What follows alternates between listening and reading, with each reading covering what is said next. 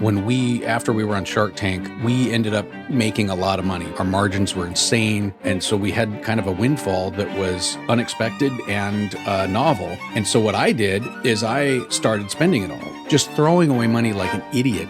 That is really the stupidest thing that I've done, because when I look back, if you look at the future value of the money that I flushed down the toilet, it's frightening how irresponsible that was of me to partake in. Welcome to the Seven Hats Podcast. My name is Yuval Selik, and I've been on the entrepreneurial roller coaster for over 20 years. I've experienced it all throughout my journey: the grind, burnout, failure, and ultimately, success. The turning point for me was realizing that building a successful company is meaningless if you neglect the other significant areas of your life. So today, I'm inviting you to join me on an adventure through those 7 areas, what I call 7 hats. Every week, my guests and I will drop valuable insights and pearls of wisdom, helping, motivating, and inspiring you to get your 7 hats in order and deliver real impact with meaning. So let's get going. Welcome, 7 Hatters. Today, we dive deep into hat number 5, the investor's hat, as I interview my guest, Matt Franklin. Matt is a world-class video producer, product developer, podcast host, serial entrepreneur, and the inventor of PostureNOW, which earned him a Shark Tank appearance and has become a multi-million-dollar selling product. Let's dive into the 7 hats and hear the story of how mismanagement of funds left Matt's mom destitute and sparked a passion in Matt for helping entrepreneurs never to experience such pain. Let's dive deep and explore the financial opportunities available to achieve long-term financial freedom from my second Shark Tank alumni. Matt Franklin, welcome to the 7 Hats. A pleasure having you. Thanks for having me. I appreciate it. This is going to be good. I am so excited. I think this will be a great conversation, especially because entrepreneurs really need to focus on their finances. There are many stories to tell, so I think we should get started. But before we dive into the numbers, I think everybody wants to know, who is Matt Franklin? So because this is a podcast for entrepreneurs, the question that I always ask is, was the dream to become an entrepreneur? Or did you find yourself wanting to venture out and work for yourself later on in life? Well, when I was a kid, I kind of just was naturally an entrepreneur. I got very little allowance from the parents, so I had to go out and kind of get gigs, and whether it was washing cars or doing yard work, or when I got older, selling pot. I was kind of naturally always engaged in some kind of commerce growing up, but I never really thought, oh, hey, when I get old, I'm going to be an entrepreneur. I always thought, since I played guitar for 6-7 hours a day when I was in high school, I thought that I was going to be a rock star. So, or at least like a studio musician or something. And I never worried about the future because I was so dumb. I really thought that I could make a living, playing guitar, and that it would be great and I'd get rich and there'd be girls and all that stuff. And fortunately, after about a year on the road, I toured with a country band all over the US and Canada. And I realized, with very few exceptions, the life of a musician sucks. And it was time to kind of figure out a better way to make a living. So are you a guitarist? Are you a lead singer? What's your specialty? I just play guitar, yeah. Don't just say just play guitar. Guitar is hard. I've been trying to learn guitar for a couple of years now, and it's not that easy. Yeah, well, it's hard. It's hard as an adult, but it's really easy to learn when you're a kid, because for whatever reason, you can focus, I have been trying to, do things as an adult, like learning new languages and the like. And it's so different as an adult. And I don't know why that my learning muscles are so weak at this age. But I would have much trouble trying to learn how to play guitar at this age. I don't know if you know this, but my dad is a violin maker. He's one of the more renowned violin makers in the world right now. Wow, that's cool. But he forced me to play violin at the ripe age of 4 years old and had me practice for 2 hours a day for many, many years. I ultimately gave it up when I was 12 because violin is not as cool as guitar. And I just, for some reason, just couldn't see it. But I do sympathize with musicians and artists because it's just so hard to make it in the industry. So when did you start craving punishment as an entrepreneur? Well, when I really decided to become an entrepreneur was in 2006. I had had a string of corporate marketing jobs for tech companies. And then in 2006, when it was announced that Google was going to be buying YouTube for $1.65 billion, it was my really a pivotal moment in my life. I decided, okay, well, that's an indication. That's the news telling me that video on the web is going to be the next big thing, and I need to get in on that somehow. So I put in a 60-day notice to my boss, and I said, I'm going to go out and I'm going to start a video production company. And that's what I did. And I've been doing that ever since. So that's been 15 years now that I've been a self-employed video producer. That's awesome. So you worked for a marketing agency? Is that? I started out on the ad agency side, and then I moved to tech companies where I was doing in-house Marcom type stuff. So you started your own business, and then you created a product, and you went on Shark Tank. You're actually the second Shark Tank alumni on the 7 Hats. You were on Shark Tank season 4, Yep. episode 3 for people, back in 2012. That is correct, yep. So tell me a little bit about that experience. How did you get in? What did you pitch the Sharks? Okay, well, the product was a posture improvement device. And the genesis of that creation was I was doing video work for a client who was a tech client, and they were having me do editing on location at their campus. And they put me in a supply closet to do this editing. So I was working 9 hours a day in about a 8x8 room surrounded by dry erase markers and reams of paper and no windows. And I called up my buddy in New York, and I was like, dude, and this was when the ShamWow commercials, you couldn't turn on the TV without seeing the ShamWow guy. ShamWow. Remember that? I can't do this all day. Yeah. ShamWow. Yeah. I love him. Yep. I love him. Yeah, Best Vince, one ever. Vince. Yep. But, and I thought, I called my buddy, and I was like miserable in this little jail cell of a supply closet. And I said, dude, I produce videos. Let's make an infomercial. That's the way that we can get rich. So he said, well, I've got an idea for a posture improvement device. And I said, okay, great. Let's meet in Chicago next week and let's build a prototype and get it figured out. So he was in New York. I was in Portland, Oregon. We met in Chicago. We spent the weekend drinking beer and playing with elastic and Velcro. And we came up with the name of the product. We bought the domain. We worked on getting our business license and our tax ID and all that. Came back. I found a manufacturer in China. Let's see, that was in March. Yeah, within 9 months of that first weekend in Chicago, we were selling the product online. And then a couple of years after that, we decided we need to get on Shark Tank. And so we went to Dallas, Texas to do an open audition.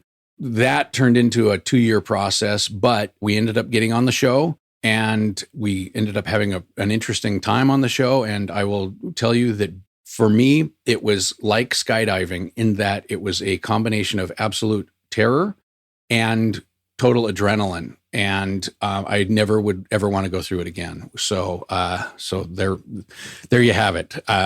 It was great for the business, and it was a pivotal life moment, but it was frightening, and I'm glad it's over. So your partner's name is Mike Lane. I saw the episode. I actually watched it prior to our discussion today. And it was really interesting. You guys came out. The Sharks kind of attacked you a little bit in the beginning. But ultimately, Mark Cuban made a deal. What was that like, and what happened there? Well, on TV, it was great. We hugged him. He came out and we hugged him. And then the producers said, okay, wait, do it again. Go back to your marks and action. And then we did it again, hugged him again. So I've gotten to hug Mark Cuban twice. And then we got home. We were hoping to get a deal with Mark Cuban because he was working on all these broadcast outlets, and we have all these dumb ideas for TV shows. And so we wanted to be able to get in front of him to pitch our dumb ideas for these TV shows, because we'd drink beer and come up with these stupid ideas. So it was like, great. Okay, now we got the deal with Mark. Comes due diligence time with his lawyers, and we were on the call, and we're like, okay, we'll go as agreed, but we need to have 4 meetings a year with him in person. We will provide transportation. We'll go anywhere that he needs us to go, but we want 4 meetings a year. And the lawyer, you could just tell he had such spite in his voice. He was like, you guys are idiots. He didn't say that, but you could hear it in his voice. He said, I don't even get 4 face-to-face meetings with him a year. And he's like, he's not going to go for it. And we said, this is a non-negotiable clause in our contract. So he said, okay, well, I'll take it to him and I'll call you back tomorrow. And he called us back tomorrow and he said, deal's off. And so the deal did not go through. And as it turns out, I don't know what the exact percentage is, but I'm in a private Facebook group with hundreds of alumni of Shark Tank. And the majority of deals that you see on TV, unfortunately, don't end up coming to fruition. What was the scary part? Like, so why would you not do it again? I mean, obviously that exposure is incredible for any entrepreneur. So let's set aside the fact that you probably came in to pitch Mark on other things and not really the business. Why was the pain so prominent in your life that you wouldn't do it again? Well, it was just the whole experience. I mean, if it would have, like, let's say I would have had a different partner, for instance, if I would have been more prepared, if I would have been less hungover, there's 100 different factors, then I wouldn't have such trauma associated with it. But it was like the perfect storm of everything bad happening. And nothing against Mike, but he on set was interrupting the sharks. They cut out, they made us look great compared to how the actual day went. It was a nightmare. And he kept interrupting me and interrupting them. At one point, I literally jabbed him with my elbow to get him to stop. He had worked up all these little kind of bits and one-liners that he had kind of in his back pocket that he didn't tell me about when he first or when we would rehearse. So he's coming out with these little one-liners that it's like, dude, where did this come from? And so I was taken off guard by the whole experience. And anyway, and yeah, we were a little bit on the hungover side, and we didn't eat breakfast, and we had low blood sugar, and Damon clearly did not like us, even though he had purchased the product and said, like, he had purchased it before and said it worked for him and said he had worn it on the show. He was hostile to us from the get-go. If it would have been a better experience, I wouldn't have so much trauma associated with it. And I would say, yeah, give me the chance to go back. I'd love to do it again. But as it is, it's like, that's a chapter of my life that's over, and I'm glad. Did Mike actually quit his job? He did, yes. And so what happened to the company? Well, it's still around. We're still selling product, and it's not selling a ton, but it's still viable. Every day we're still selling. And then when we re-air on CNBC, it's like a nice little shot in the arm, because all of a sudden, orders. It's funny because we're on Shopify, and Shopify sends you an email every time you make a sale, and so it's funny when I don't even get notified when they're going to air, but when they do, all of a sudden at about 50 minutes after the hour, because ours was the last segment, all of a sudden my phone starts blowing up with orders. And it's like, oh, hey, we re-aired tonight. So that's a beautiful thing. And we hope that CNBC keeps re-airing the episodes for years to come. It's a beautiful thing. So are you and Mike in good standings, even though he frustrated you on the show? Yeah, we have a good relationship. We don't see each other much because he's still in New York. But the night after the night after we shot, things were pretty tense. And he knew that he had kind of fucked up, if you will. And he knew that he had kind of made an ass out of himself. But as it turns out, they were super kind to us in the edit. If they would have shown some of the stuff and some of the interruptions and the frustrations, it would have come off bad. And I was scared to death. In fact, when the night that we aired, because I didn't know what it was going to look like, I figured we are going to look like complete idiots. And some friends of mine put together a viewing party, and they had a bunch of friends got together.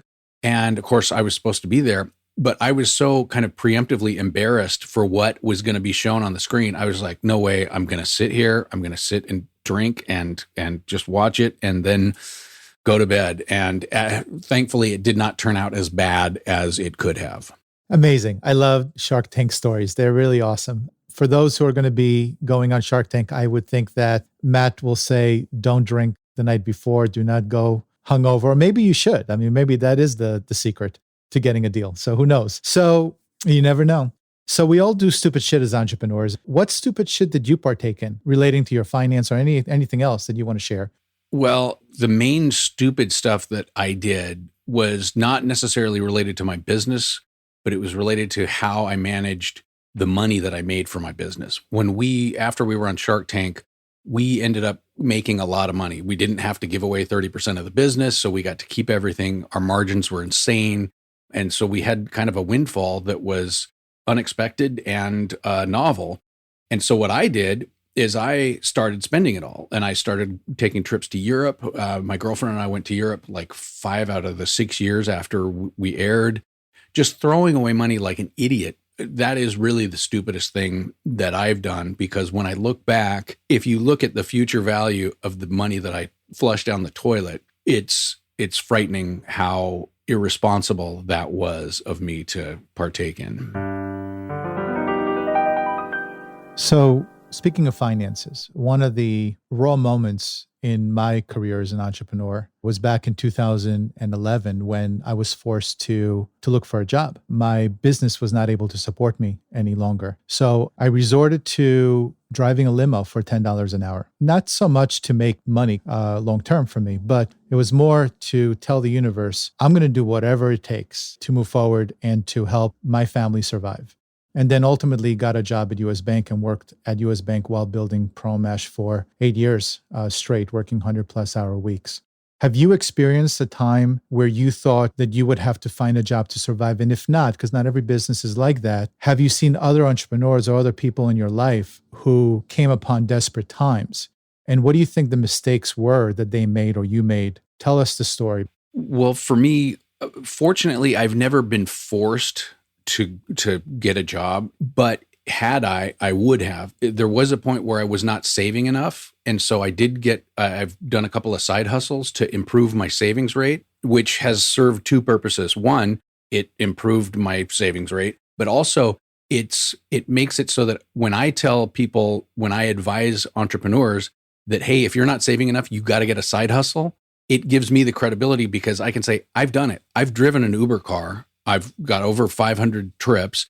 I've also sold hundreds, if not thousands of items on Amazon and eBay that I've gotten at estate sales and garage sales. So I've done the side hustle. Fortunately, though, again, it was just to supplement my savings. But my mom was also self-employed. She was self-employed for years. And watching her and watching the mistakes that she made, it has changed the course of my life, because she screwed herself over so bad by doing a lot of the stuff that I was doing. Like, she was a self-employed massage therapist down in Palo Alto. She rented her whole life. If she would have worked more to buy a house back in the 80s when she moved down there, she could have retired a millionaire. I mean, that's one area, because if you know Palo Alto, just that whole area, houses are insane. So she didn't buy a house. She took tons of trips. She's got albums full of pictures from New Zealand and Israel and all over the place. So she was throwing her money away. And also she was not taking care of her health. So, which led to this perfect storm of having to be in an assisted living facility. And I had to move her up here to Portland, and I had to help pay for her existence. Tens of thousands of dollars I spent helping, kind of keep her afloat. And then she reached a point where she was on Medicaid. And I don't know if you know this, but in order to be on Medicaid, you have to bleed down your overall net worth to less than $2,000. So she was, for the last 7 years of her life, she was totally destitute. Her Social Security paid for her nursing home and left her like $40 a month. And so again, anytime she needed anything, I had to pay for it. And it's brutal to see someone who was self-employed, who had promise, who was driven, but who didn't take the steps necessary for those, whether it's 20, 30, or 40 years of your career, to plan for the future, and then have yourself be totally screwed by your deeds or your lack of action. And it was heartbreaking to watch. And it was also heartbreaking to know that she understood that she had screwed herself, and she had to live with that pain and regret every day. How did that affect you mentally? Well, it scared the hell out of me and scared me into action, changed the way that I feel about saving, because, we entrepreneurs, we see a pot of gold at the end of the rainbow. It's our natural inclination to think, okay, our business is going to end up financing our old age.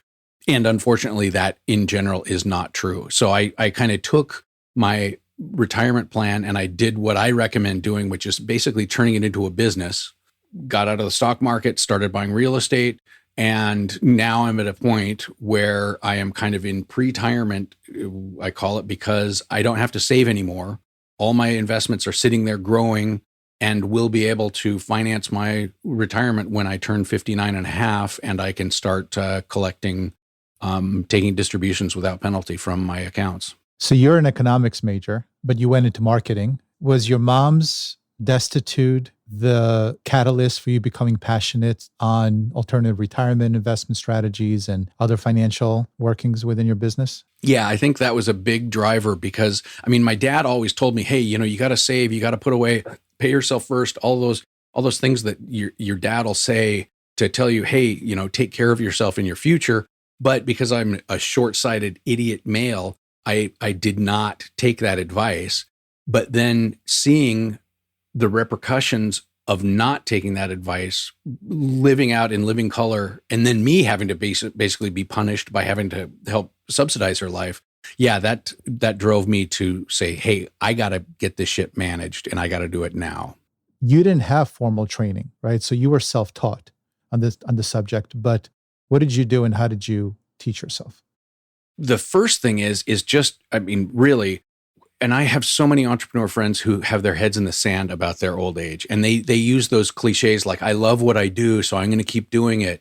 And or my business is going to have such a book that I'll be able to sell it and exit when I'm, 62, and I'll be able to skate off into the sunset. And again, most of that is unfortunately not going to happen. So for me, what I did is I just started absorbing as much information as I could. Once I realized, hey, I've got to manage this, I've got to take control of it. Nobody's going to really help me. I don't trust a financial advisor because I know, I mean, all you have to do is Google financial advisors to find out they're not getting any better returns than index funds in general. They're picking high fee mutual funds for you and then taking high fees on top of that. It's like, I don't trust anyone who's getting a piece or getting a taste of the action from my money. I just don't. And also as an entrepreneur, I believe that if I'm smart enough to figure out all the crap that I have to go through to start a business and maintain it, I can figure out my retirement. So it started out just with, reading books, listening to podcasts,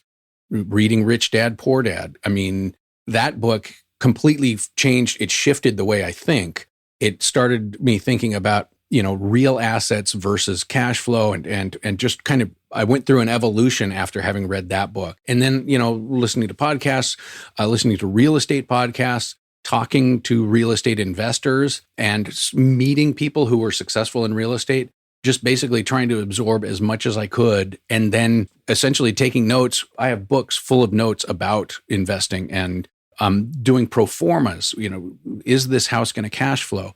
And it just became an absolute obsession, and that's how I kind of learned how to do it. I love it. I love the initiative of actually becoming self-taught. I think that speaks to your passion. So let's transition to some guidelines and maybe some advice for all the entrepreneurs who are looking in the face of potentially saving, creating some sort of nest egg, an emergency fund. So you have to kind of know the rules before you can break them. I think you speak to that. And there are a couple of rules that I think are important to give the gravity of time as it relates to finances. So there's the 4% rule, and then there's the 72 rule. What are they? And give us a little context so we can learn a little bit from that. Okay, well, the 4% rule basically it's kind of essentially a distribution percentage kind of a rule of thumb. And basically it tells you that if you have a certain nest egg, if you want it to last for 30 plus years of retirement, you can't take out, or you shouldn't take out, more than 4% per year. And there's a lot more to it. There's nuance to it and whatnot. But essentially, if you want to make 80 grand a year when you're retiring, you need to have $2 million in the markets. And that's the 4% rule is based on like a 60-40 or maybe even a 50-50 stock bond split.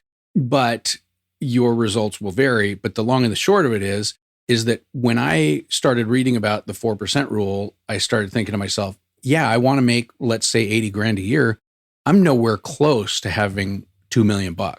So that's like the first thing I tell people is, look, if you are on track to have enough money saved to where 4% a year of that saved money will support you, then you're doing great. You're doing great. Keep doing what you're doing. But if you don't, then you need to either increase your return rates and try new assets to invest in, or you need to dramatically increase your savings rate. And that doesn't account for any tragedies and any black swan events. So if the market crashes around the time that you need to withdraw funds, you could substantially decrease the amount that you can withdraw in order to keep your retirement going. Yeah. I mean, say you've got $1 million in the bank or in the market in 2009, and in 2010, it's now 700,000 or 650. All of a sudden, if you were counting on that, needing that whole 4% of 700 is a lot less than 4% of $1 million. So yeah, if you have one of these events, you can be hobbled. And so, timing is, and that's another thing that really frightened me. It's like, okay, if I retire, I just got to make sure that I retire during a bull market so that I don't get struck by something like that. So yeah, I mean, that's something that in general, the 4% rule kind of does take into account those events, because Bill Benjamin, the guy who came up with it, did it over, 150 or so different terms. Regardless, if your nest egg gets wiped out, if 40% of your nest egg gets wiped out one year, you're in big trouble. And what about the rule of 72? Yeah. So the rule of 72 is essentially, it's a little mental tool that you can use to figure out how quickly your money is going to double. So if let's pretend your interest rate is 8%, then you divide that into 72, and that'll give you the number of years that it will take in order for that nest egg to double. So that'll be at 8%, your nest egg is going to double every 9 years.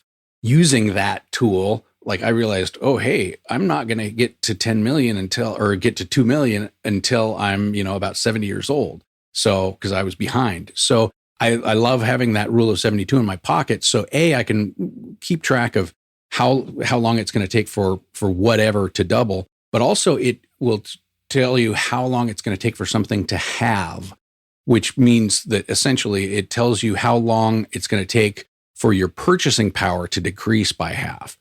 And that's another frightening thing that myself included, rarely fully take into account is the inflation rate. For one thing, it's very hard to actually put a number on inflation because it's such a wide basket of goods.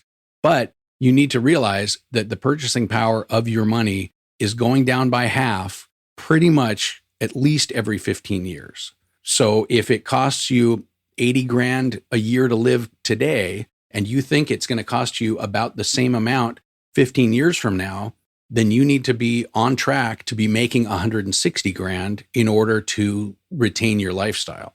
Especially during times such as we're living, where trillions of dollars are being printed, that inflationary circumstance can just creep up on you quickly, as I'm sure you can see, right? I mean, there are those that say there's no inflation happening now, but seems to me like everything is pretty expensive, much more expensive than it was a year or two ago. So speaking of inflation, where should you hold your asset? Would you recommend having a savings account, or would you recommend investing your assets elsewhere? First of all, I'm not a financial advisor, so any advice that I would give or anything that I would tell someone, be sure to see a certified financial counselor or the like to get real data. What I would say is, you're right. The Fed is creating money out of vapor. Okay, we used to sell our debt through treasuries to other countries, and they would actually buy the debt. So we were essentially borrowing it from other countries. And now that has kind of reached the point where essentially the Federal Reserve is just giving us money. And so we're kind of borrowing from ourselves right now. So we're creating money out of nowhere. We're increasing the overall money supply. Long story short, the more money you have, that's called, essentially monetary inflation, the more prices are going to increase. You can't argue it. And in the town hall last week, Biden said that if we do a couple of more infrastructure bills, it will actually reduce inflation. And unfortunately, that doesn't hold water. So where should you have your money? You should have your money in things that grow when inflation happens. Okay. So since I own houses, inflation is going to pump up their value. And this is why I feel so bad for our friends who are lower middle class who have to rent, because rents are going to keep going up. My mortgages are locked in. 10 years from now, they're going to seem like nothing. But if you're renting, the price of everything is going to go up. So if you do put your money in a savings account, the value of that money is going to go down. But overall, if you don't own assets that appreciate, your net worth is constantly going down, and it's accelerating as we keep printing more, or printing in finger quotes, more and more money. So my past life, I used to manage the 401k and pension plans for some of the largest corporations in the world. So we're going to speak about a topic that's very near and dear to my heart. Obviously, you don't recommend having a whole bunch of cash in savings accounts. So where should it be? Because emergency funds are just that. They're for emergencies. And if you go into a typical 401k and you're not 59 and a half, you're going to pay a penalty. Or even if you take a loan, you still have to pay it back. Where should the entrepreneur put their extra reserves, considering that they're going to think about the 4% room, the 72 rule in terms of how much money do I need to put in currently, but also if an emergency happens, what can I do to cash out without paying a penalty? So what would you recommend? An emergency fund, pretty much that's one thing that all financial gurus and money people all agree that we all need to have some pile of money saved up, ready to go in case something happens, whether it's a health issue, the loss of a job, the car blows up, whatever. We need to have an emergency fund. The problem with having an emergency fund, though, is that the money isn't working for you. Okay, so it's sitting there stagnant, and like we were talking about with inflation, it's losing value all the time. And an emergency fund is kind of like insurance. In general, we hope to not have to use it. So if we've got 15 grand in our emergency fund, and we hope not to use it, and we have it sitting in an account that's drawing a 1.5% interest, then that money is losing value every year. So what I tell people is, and I mean, clearly there's a ton of other places where you can put your money, but one of the easiest ways to have your money be liquid and have your money be working for you is to open a Roth IRA and put your money, like you can open a Roth IRA at Vanguard tomorrow, and it takes 5 minutes. It's simple. I have mine on E-Trade, and you can basically, you put in your after-tax dollars. Annually, the contribution limit is $6,000 if you're under 50.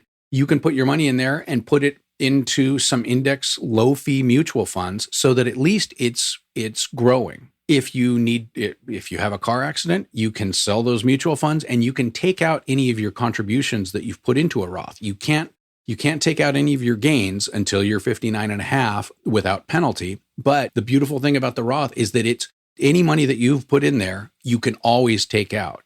And I tell people, look, and then they say, well, I don't want to buy a mutual fund because then it's not liquid. Well, technically, most of us don't have emergencies unless like we're in jail and we need to post bail. Most of us don't have emergencies that require money right now. If you anticipate your emergencies not being necessitating getting money today, then this is a perfect way. It'll take you, if you did need the money, it'll take you a day or so to sell your whatever assets you have, and it'll take a day or so to transfer it back to your checking account. But that's not a big deal, and it's a beautiful way to kind of be thinking about your future while also ensuring the present. Do you suggest, for beginners at least, to just go with the Fidelity funds or the Vanguard funds and just forget about it and kind of diversify that way? Or do you suggest that they go into some alternative assets like gold or silver or other inflationary type of assets that would help in the case of devalued currency? That comes back to your risk tolerance, because holding gold and holding silver is a risky proposition, because there have been times when it's dropped severely. And then there's been times when it's plateaued and sat like it has since August of last year. The price of gold really hasn't changed much. If in fact, maybe it's gone down, but I mean, it's been floating around that 1800 level for close to a year. A lot of people are scared about metals. I mean, I have a box full of little silver bars that are 10-ounce bars because I like them and they make me feel good.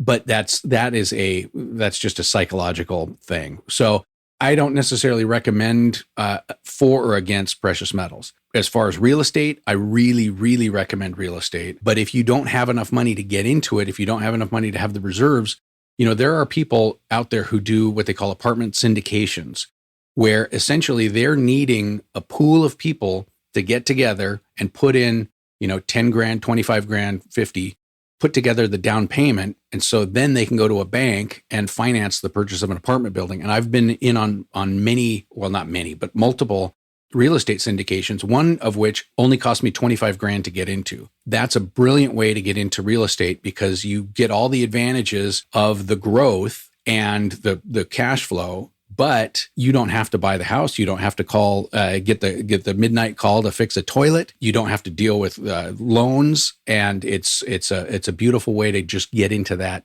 sector. How does someone go about finding that opportunity? You just look it up online? No, I would not look it up online because most people who advertise for investment opportunities scare me. So if you're out there advertising, then there's something wrong, okay? Because the guys who are good at it, money finds people and people find money. So what I did is I would listen to podcasts, including the granddaddy of all real estate podcasts, the Bigger Pockets podcast. And I would listen to, if someone was doing real estate syndication, as soon as I was done listening to the podcast, I'd send them an email and I'd say, I want to have a call with you. Then I would have a call. And there are some SEC regulations about relationships, and we won't get into it. But basically, if you establish a relationship with someone and you know them for 6 months, then if they are essentially engaged in selling securities, which is kind of what these things are, real estate syndication, then they can have you in if you're not an accredited investor. And so long story short, an accredited investor has a certain level of net worth that is more than I have. And so I would develop these relationships with these guys. And then when they had an offering come up, like, I'm going to buy an apartment building in Lexington, Kentucky. Do you want to give me 25 grand? I'd be like, yes, sir. I'll give you 25 grand. And so that was how I found those people. And there's actually, even now there's podcasts specifically about real estate syndications. In fact, there's a guy named Whitney Sewell. A shout out to Whitney. I've given him my money before. He has a daily podcast about real estate syndication. And so the information is out there. And that is how I would recommend finding these people, because it's hard to just find them. You're never going to find them in your local area in general. So finding them on a podcast is a great way to get real, legitimate, reputable people. That's gold. I mean, I really haven't even heard about real estate syndication. So that's something that I'm going to look up and speak with you about. We've obviously covered a topic that cannot be discussed on one podcast, finances, right? And investments. But everybody knows about 401ks. We just heard about Roth IRAs. We understand some of the rules. We understand that real estate might be a really good investment to go into if you have the financial means. The overarching message here is make sure you do something to save. Don't just spend your money and do stupid shit and then regret it like your mom, right? And then having someone to support you. I do want to cover one more option, and that's an HSA. I think some might have heard about it, but I just think it's an underrated investment opportunity. So HSAs are healthcare spending accounts. They have a triple tax advantage, and I'd love for you to speak about that for a couple of minutes, just so some of the entrepreneurs who never even heard of an HSA aware of it, because it's such a powerful investment opportunity. Yeah, the HSA is awesome. It is a triple tax advantaged option. The reason it's so great for self-employed people and entrepreneurs is because most of us are on what you would call high deductible insurance plans. And because we have these high deductible insurance plans, a lot of us do, we are eligible for this account, this vehicle. And essentially, you make contributions to your HSA, and that contribution is essentially tax deductible at the time you put it in. So that's one tax advantage. Right there, if you fund your HSA this year, it's going to reduce your tax liability next year. Item number 2 is that as the money grows inside that HSA account, it grows tax-free. So that's number 2. And then when you end up pulling the money out to spend it on a qualified health-related purchase, whether it's prescription drugs, doctor's appointments, broken bones, the list goes on, that money is given to you tax-free. So those are the 3 tax advantages of an HSA. It's a beautiful thing. The statistics are unclear, but one can pretty much if you're going to be retiring at, say, 65 and you're going to live 30 years, your healthcare bills are going to be in the multiple hundreds of thousands. And I've read estimates that it's going to be, you can expect if you're 50 years old today, you can expect to spend $225,000. And I've seen you could expect to spend $600,000. So the predictions are all over the map. But if you start saving using this HSA today, you can take a big chunk out of those expenses tomorrow. Yep. No, it's a brilliant investment opportunity. You speak a lot about Dave Ramsey and David Bach, both very powerful personas in the financial space, and you've been very vocal in their advice. What would you say is the one piece that, in terms of advice, that you would warn others against? Well, first of all, I really like David Bach. There's just one main piece of advice that he gives that bugs me. I really don't like David Ramsey, but that's part of it is just for personal reasons, and part of it is for the way he runs his business. Overall, the one piece of advice that they give that I think is terrible is to pay down your mortgage by putting in an extra $100 or so a month.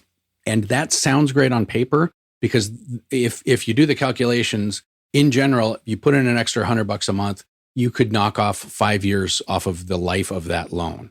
Okay, that sounds great. Today there's sub 2% 30-year fixed mortgages, which is historically since day one, since we've been lending money since Old Testament days, that's never been seen. Okay, so we're in an exceptional time. The value of money is decreasing at faster than 3% per year. So the longer that you can hold that loan, the better off you are. And why I say that is if you instead took that $100 a month and put it into a simple index Vanguard mutual fund, I ran the calculations, but you would end up at least $85,000 wealthier once that house was paid off if you saved that money instead of paying down your mortgage. And that includes having that last 5 years, that being mortgage free, and then taking your entire mortgage and putting it into investments. That's $85,000 you would be ahead if you did not take their advice. And would you change your mind if we were living in high inflationary times? Yes. Yeah. If we were at, let's say, like back in the 70s, I remember my mom had a mortgage that was 13%. Chances are, I would say, yeah, you'd want to pay that down. But you can run the numbers. And I know that for me, like for instance, I'm in some real estate syndications where like one of them, the first one that I got in and out of in only like 3 years, that one paid me 23%. So technically I would be doing better to not pay off that mortgage and invest that money if I could get those kind of returns. Yeah, it's all about the returns. So you've kind of knocked your head against the wall for a little bit. You've had multiple businesses. You're a true entrepreneur. You have passion for investing. You're doing a lot of cool things, which we'll talk about in a second.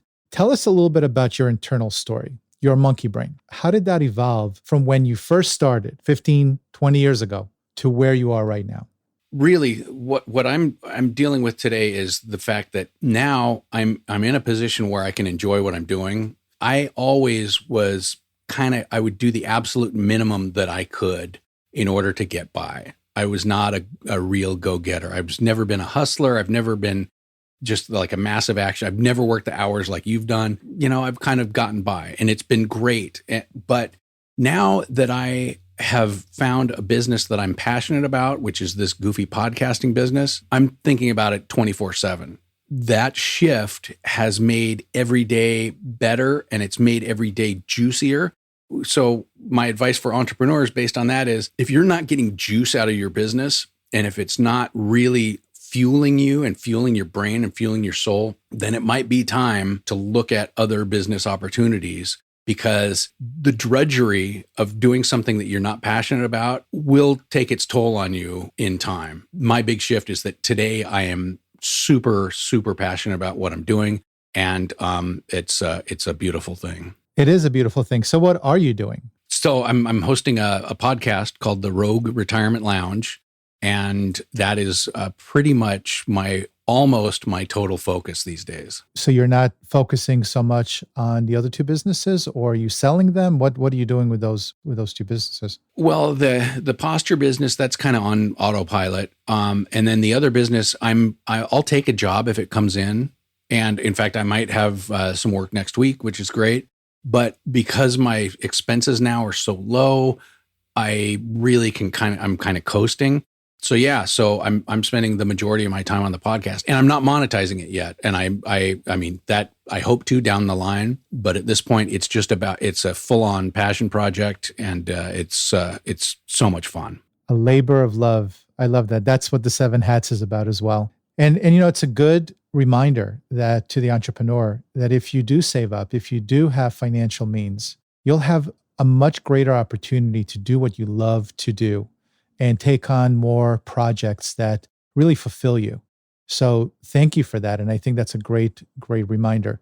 How can the 7 Hatters contact Matt Franklin?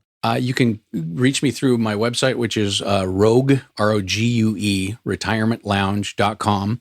And you can leave me a voicemail on there. I'm on LinkedIn, and I'm also on the Twitter, which I'm not a big social guy, but yeah, my Twitter handle is Lounge Rogue. And but the main way just to kind of see what I'm doing is to go to any podcast player and search for the Rogue Retirement Lounge. Come on, you are a social guy. You're drinking before Shark Tank. You like to enjoy. So I think if anybody wants to grab a beer, I think you are very social.